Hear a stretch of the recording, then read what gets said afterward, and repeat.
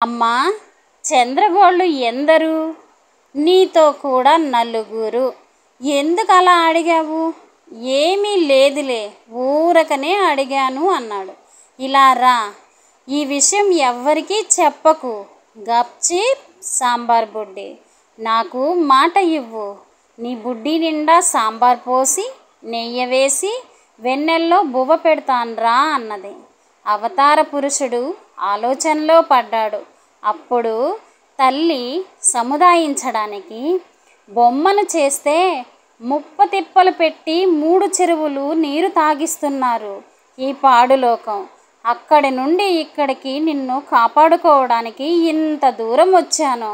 జర నా మాట విను బిడ్డా అన్నది. తల్లి రుణం తీర్చడానికి అవతార పురుషుడైనాడు. ప్రతి తల్లికి దగ్గరైనాడు. కానీ అవతార పురుషుడైన ఓ అమ్మకి కొడుకే కదా. ఈ మొక్క నా కంట పడింది, నా చేత లీలలను చెప్పిస్తుంది. ఈ మొక్క చాలా వరకు లేదు. 4 చెట్లు నా కళ్ళ ముందు పెరుగుతున్నాయి. కాండం కానీ ఆకు కానీ గిల్లితే అంతా నీరు వస్తుంది.